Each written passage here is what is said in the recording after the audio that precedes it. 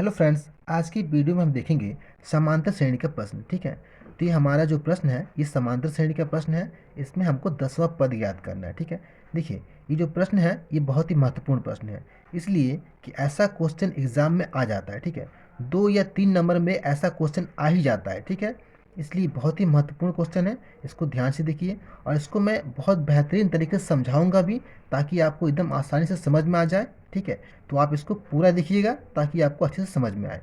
ठीक है, तो चलिए फ्रेंड्स वीडियो स्टार्ट करते हैं। देखिए क्वेश्चन हमारा क्या कह रहा है। क्वेश्चन कह रहा है समांतर श्रेणी 2, 7, 12 का 10वां पद ज्ञात कीजिए। ठीक है, ये जो हमारा समांतर श्रेणी है इसका हमको 10वां पद ज्ञात करना है।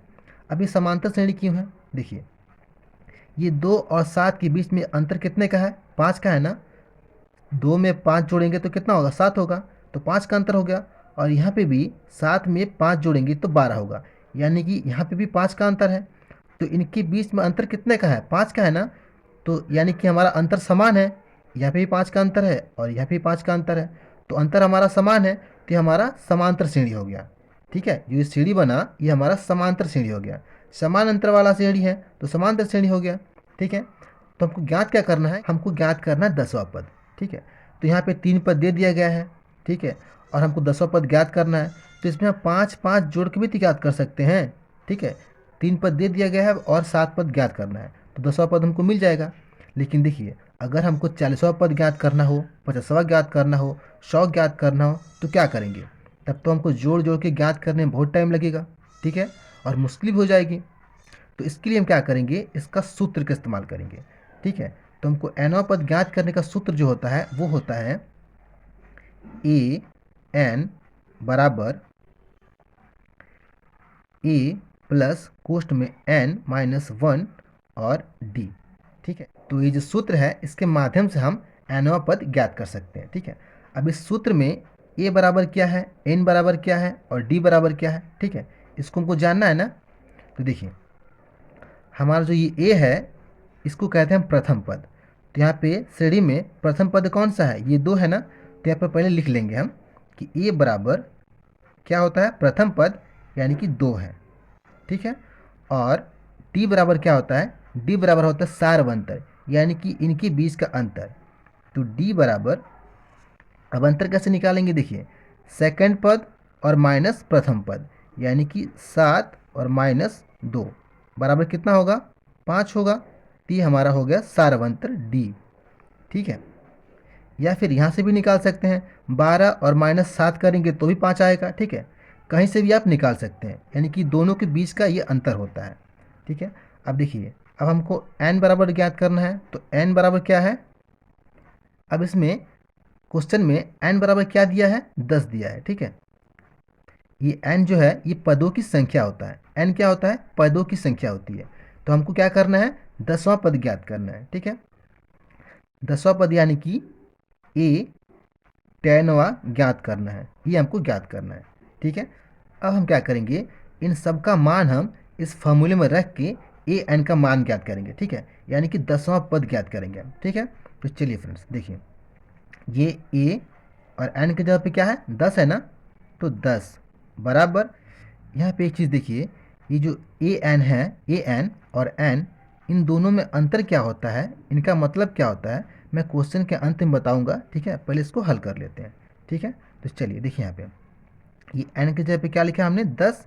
ठीक है, और ए बराबर क्या है, ए बराबर है 2। तो यहाँ पे लिखेंगे 2 प्लस एन का मान कितना है, 10 है ना।